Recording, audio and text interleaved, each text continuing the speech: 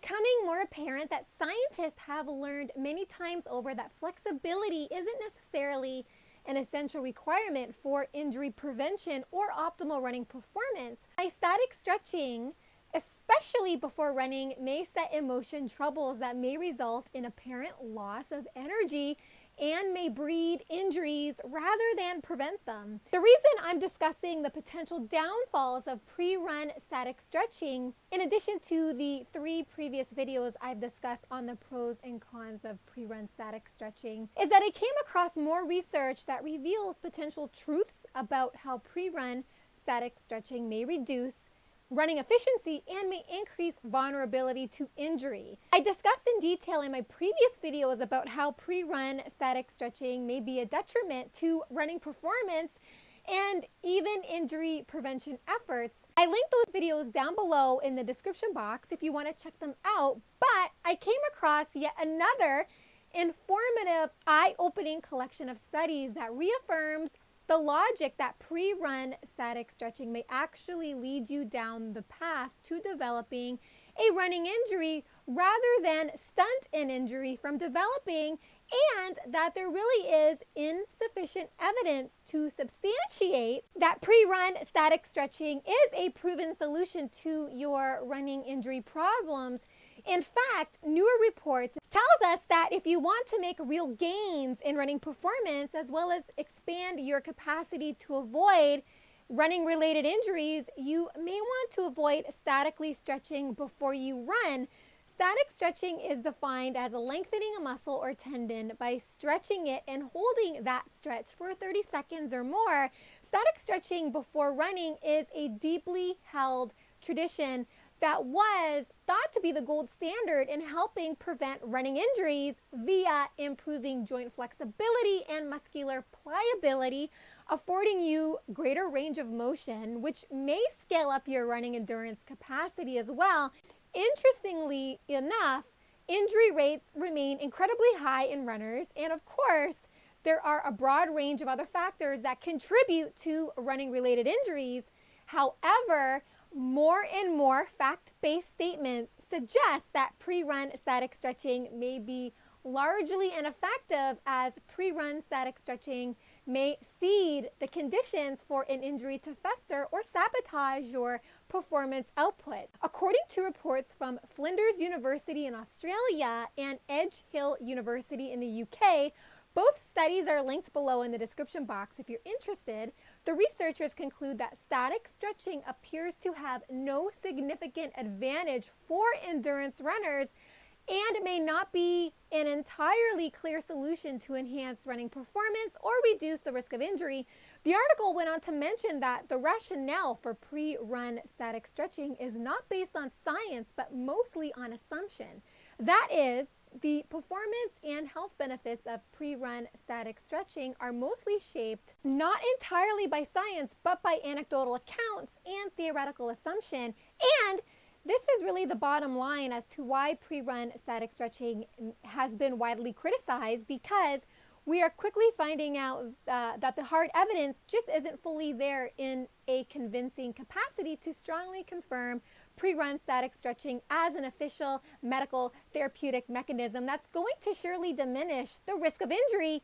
Yet pre-run static stretching still remains the first response recommendation by many coaches, because, to reiterate, pre-run static stretching may theoretically seem effective, but the fact that many runners who do stretch statically before they go running really have a little luck with resolve of lower leg pain or hamstring tightness. For this reason, there's been renewed focus on dynamic stretching, which, according to the researchers, dynamic stretching is a more active version of static stretching that takes the joint through its full range of motion without holding it in a static position. However, the article points out that just like pre-run static stretching, there is also very little proof that stretching of any type benefits running performance or reduces the risk of a running related injury. The better explanation of how stretching of any type may diminish running economy is that stretching may grossly underfund the tendons, particularly the tendon in the lower legs, capacity to store elastic strain energy, in which elastic strain energy is a core fundament to good running economy. Furthermore, the researchers also specified that the best runners in the world are not the most flexible. Therefore, it may be possible that certain levels of muscular or tendon stiffness may be a core attribute to running efficiency. Normally, when we think of a muscle or a tendon or a joint that is stiff, we associate the stiffness with soreness or one that is physically compromised. However, it comes down to some very key facts that some degree of tendon stiffness, for example, Achilles tendon stiffness, may provide great potential for more elastic energy supply needed for good running economy sustainability. The Achilles tendon, for example, is constructed as a spring, and the more stiff and compressed the spring is, the spring or the Achilles tendon has a more explosive pop, which equates to greater potential energy storage and release, which is going to help you save a lot of energy in your stride when you run. In contrast, if you perform stretches targeted at aggressively lengthening and pulling the Achilles tendon and unwinding the Achilles tendon and significantly reducing its stiffness, may radically alter or change the way the Achilles tendon stores elastic energy and may limit its capacity to store elastic energy. That is just one example of how pre-run static stretching may consequentially result in a giant deviation from being energetically efficient during running. Ultimately, the researchers emphasize that muscular stiffness may have a special physical significance in improving running economy and may be an advantage over muscular flexibility when it comes to optimal running performance. Now, examining the real role pre-run static stretching may play in preventing running injuries or treating a running injury, the researchers concluded that static stretching does very little to reduce muscle soreness or delayed onset muscle soreness that tends to occur the day after a tough running workout. The authors elaborated that there's no evidence to suggest static stretching could assist in the reduction or prevention of delayed onset muscular soreness across the literature for athletes of any discipline. So, what should a runner do to face the challenges of avoiding a running related injury? The authors beautifully address this issue by recognizing that running safely and efficiently may certainly require a functional range of motion of the joints of the lower leg, and also joint range of motion may diminish with age. Thus, some degree of flexibility may be essential and beneficial, especially among older runners, but a runner may avoid a lot of problems if they undergo a stretching protocol designed as a form of rehabilitation. Now, what that essentially means is if you truly have your heart set on stretching, a more practical approach may be for you to consider stretching under the supervision or direction of a physical therapist or a seasoned yoga instructor, because they may have a more educated assessment than you, and their clinical knowledge and experience may serve as a better guidepost that may put you on a better path, showing you how best to stretch this certain muscle group or that specific tendon, as certain muscle groups may require different attention than other muscle groups.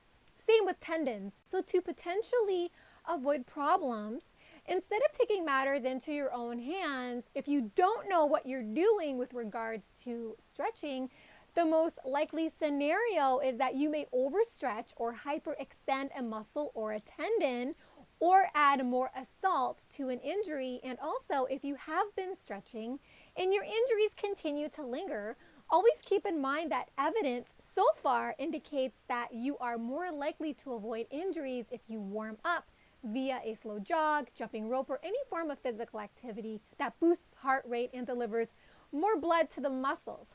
Of course, you can argue that many elite runners perform some forms of stretching exercises, but they also have a team of doctors orchestrating and tailoring their pre-run, post-run, and cross-training protocols. However, also remember that elite runners are just as likely to get injured as recreational runners. Evidence for this may indicate that stretching could naturally lead to injury. Now, of course, there are many factors that go into a running injury. at the elite level and at the recreational level. But in general, the one variable that stays constant is that many recreational runners and elite runners stretch and still get injured. This is why stretching still remains quite speculative, and this realization allows us to presume stretching may cause mechanical and physical impediments that may stack the deck against good performance or injury prevention. So this is something to think about. And again, if you are interested in the articles that I just outlined in this video, I link them down below in the description box. To stay updated on the latest research regarding biomechanics of running and for more information on the hot button topic, heel strike running versus forefoot strike running, please subscribe to my YouTube channel. And don't forget to check out my blog, runforfoot.com, where I discuss the health and performance benefits of barefoot running as well as minimalist running.